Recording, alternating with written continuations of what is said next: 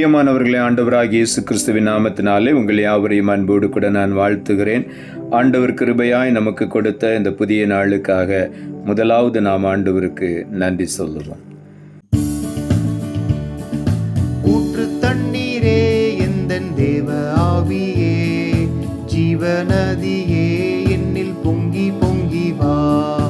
ஊற்று தண்ணீரே எந்தன் தேவ ஆவியே, ஜீவநதியே என்னில் பொங்கி பொங்கி வா.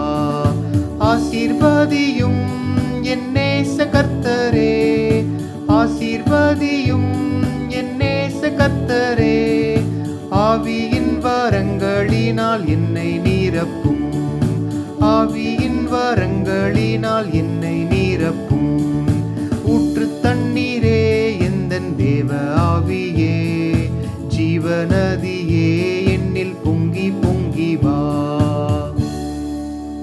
இந்த நாளுக்கு இந்த ஆண்டவர் கொடுக்கிற ஒரு வார்த்தை 2 ராஜாக்களின் புஸ்தகம் 2ஆம் அதிகாரம் 9வது வசனம். 2 ராஜாக்கள் 2:9. உம்மிடத்தில் உள்ள ஆவியின் வரம் எனக்கு இரட்டிப்பாய் கிடைக்கும்படி வேண்டுகிறேன் என்றார். இந்த வார்த்தையை எலிசா சொல்லுகிறார்.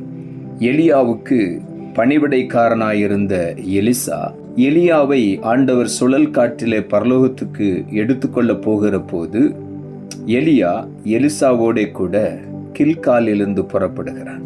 எலியா சொல்லுகிறார், நீ இங்கே இரு, கர்த்தர் என்னை பெத்தேலுக்கு அனுப்புகிறார் என்று. எலிசா சொல்லுகிறான், நான் உம்மை பின்தொடர்ந்து வருவேன் என்று சொல். மறுபடியும் அங்கிருந்து எலியா தீர்க்கதரிசி புறப்பட்டு எரிகோ மட்டும் போக கர்த்தர் என்னை அனுப்புகிறார், நீ இங்கே இரு என்று சொல்லுகிறார். அப்படியும் எலிசா, இல்லை, நான் உம்மை பின்தொடர்ந்து வருவேன் என்று சொல்லுகிறார். எரிகோவிலிருந்து தீர்க்கதரிசிகள் எல்லாம் சொல்லுகிறார்கள் எலிசாவை பார்த்து, உன்னுடைய எஜமானை ஆண்டவர் எடுத்துக்கொள்ளப் போகிறார், நீ ஏன் பின்னால போய்கொண்டே இருக்கிறாய் என்று.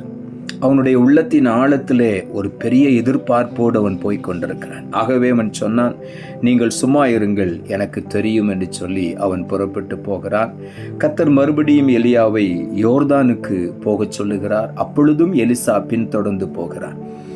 கடைசியிலே யோர்தான் ஆற்றங்கரையில் வந்தவுடனே எலியா தன் சால்வையை எடுத்து முறுக்கி தண்ணீரை அடிக்கிறான். அது இரு பக்கமாக பிரிந்து போகிறது. எலியாவும் எலிசாவும் யோர்தானை கடந்து அந்த பக்கம் போகிறார்கள். அப்பொழுது எலியா எலிசாவை பார்த்து கேட்கிறான், நான் உன்னை விட்டு எடுத்துக்கொள்ளப்படும் முன்னே நான் உனக்கு செய்ய வேண்டியது என்ன கேள் என்றான். அப்பொழுதுதான் இந்த வார்த்தையை எலிசா சொல்லுகிறான், உம்மிடத்தில் உள்ள ஆவியின் வரம் எனக்கு இரட்டிப்பாய் கிடைக்கும்படி வேண்டுகிறேன் என்றான்.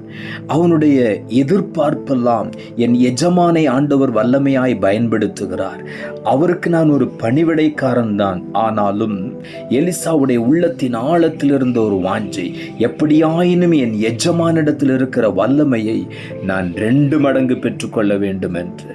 இந்த காலை வேளையில நாமும் ஆண்டவருடைய வல்லமையை வாஞ்சிக்க வேண்டும். அந்த வாஞ்சை அவனிடத்தில் இருந்தபடியினாலே அவன் பின்தொடர்ந்து போனான்.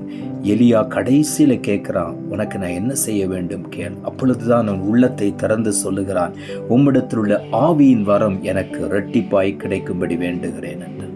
அப்பொழுது எலியா சொன்னார், அரிதான காரியத்தை கேட்டாய். உன்னை விட்டு நான் எடுத்துக்கொள்ளப்படுகையில் என்னை நீ கண்டால் உனக்கு கிடைக்கும், இல்லாவிட்டால் கிடைக்காது என்று சொன்னான். நமக்கு இந்த சம்பவம் நன்றாக தெரியும்.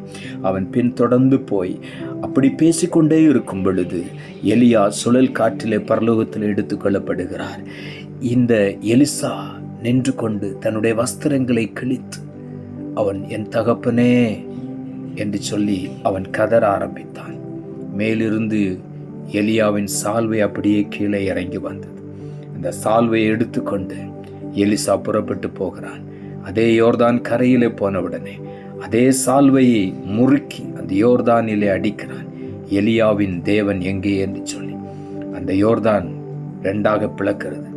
அந்த பக்கம் நின்ற தீர்க்கதரிசிகளின் புத்திரர் ஆச்சரியப்படுகிறார்கள். எலியாவின் ஆவி எலிசாவின் மேல் இறங்கிவிட்டது என்று சொல்லி அவனுக்கு எதிர்கொண்டு போய் தரை மட்டும் குனிந்து அவனை வணங்கினார்கள்.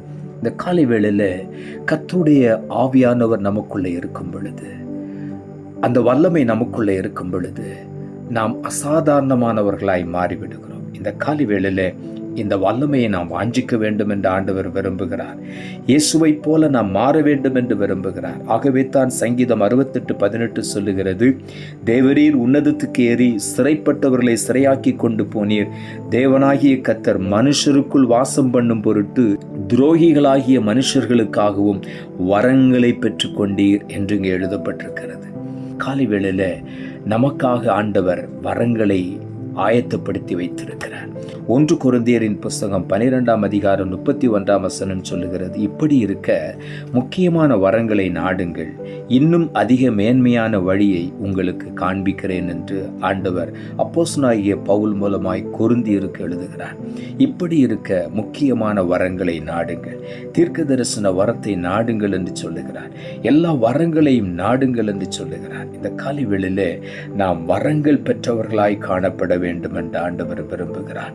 ஆவியின் வரங்களை நாம் பெற்றவர்களாய் ஆண்டவருக்காக வல்லமையாய் எழும்பி பிரகாசிக்க வேண்டும்.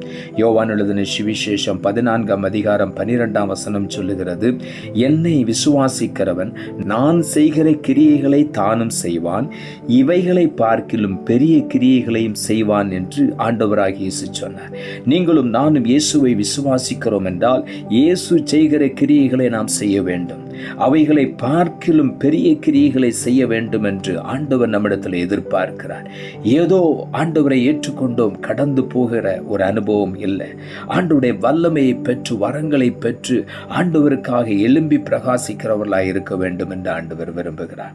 மார்க் எழுதின சுவிசேஷம் 16:17-18 சொல்லுகிறது, விசுவாசிக்கிறவர்களால் நடக்கும் அடையாளங்கள் ஆவன, என் நாமத்தினாலே பிசாசுகளை துரத்துவார்கள், நவமான பாஷைகளை பேசுவார்கள், சர்ப்பங்களை எடுப்பார்கள், சாவுக்கு எதுவான யாதொன்றை குடித்தாலும் அது அவர்களை சேதப்படுத்தாது, வியாதியஸ்தன் மேல் கைகளை வைப்பார்கள், அப்பொழுது அவர்கள் சொஸ்தமாவார்கள் என்றார். ஆண்டவராய் இயேசு சொல்லுகிறார், விசுவாசிக்கிற உங்களால் நடக்கக்கூடிய அடையாளங்கள் இவைகளெல்லாம் என்று சொல்லி, நீங்கள் பிசாசுகளை துரத்துவீர்கள், நீங்கள் நவமான பாஷைகளை பேசுவீர்கள், சர்ப்பங்களை எடுப்பீர்கள், சாவுக்கு எதுவான எதை குடித்தாலும் உங்களை சேதப்படுத்தாது, வியாதியஸ்து மேல் கைகளை வைப்பீர்கள், அப்பொழுது சொஸ்தமாவார்கள் என்று சொன்னார்.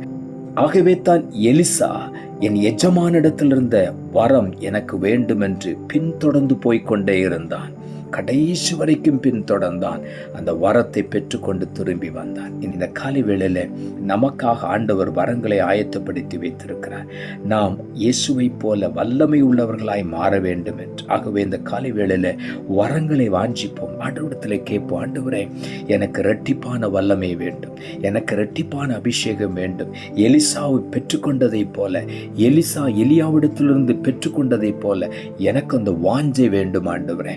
அபிஷேகத்தின் வல்லமைகளை பெற்று அக்னிமயமாய் நான் வாழ வேண்டும், ஆண்டவருக்காக எழும்பி பிரகாசிக்க வேண்டும் என்று இந்த காலை வேளையில வாஞ்சிப்போம். நிச்சயமாக இந்த காலை வேளையில உங்களையும் அந்த இரட்டிப்பான வல்லமையினாலே ஆண்டவர் நிரப்புவதற்கு ஆயத்தமாய் இருக்கிறார்.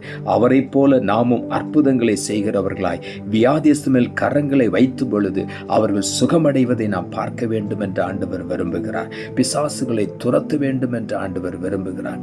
நம்மையும் அவரை போல கர்த்தரிடத்து பயன்படுத்த விரும்புகிறார். ஆகவே இந்த காலை வேளையில நம்ம அர்ப்பணிப்போம், ஆண்டவரிடத்தில் கேட்போம், அந்த இரட்டிப்பான வல்லமையை பெற்றுக்கொள்ளும். நாம் ஜெபிப்போம். அன்புள்ள ஆண்டவரே, கிருபையாய் நீர் கொடுத்த இந்த புதிய நாளுக்காய் மறுபடியும் உமக்கு நன்றி செலுத்துகிறோம். ஆண்டவர் கொடுத்த ஜீவனுள்ள வார்த்தைக்காக நன்றி. உம்மிடத்தில் உள்ள ஆவியின் வரம் எனக்கு இரட்டிப்பாய் கிடைக்கும்படி வேண்டுகிறேன் என்றான். இந்த வார்த்தையை கொடுத்து வசனத்தை கேட்டுக்கொண்டிருக்க ஒவ்வொருடைய வாழ்க்கையிலும் இரட்டிப்பான வல்லமை வரங்களை ஆண்டவரிடத்திலிருந்து பெற்றுக்கொண்டு பரிசுத்த ஆவியின் வரங்களை பெற்றுக்கொண்டு ஆண்டவருக்காக வல்லமையாய் எழும்பி பிரகாசிக்க உதவி செய்யும். வியாதிஸ்தலை குணமாக்க, பிசாசுகளை துரத்த ஆண்டவரே வல்லமையாய் எழும்பி பிரகாசிக்க நீர் உதவி செய்யும். தாழ்த்துகிறோம். இரட்சகர் இயேசுவின் நாமத்தில் ஜெபிக்கிறோம் நல்ல பிதாவே, ஆமென்.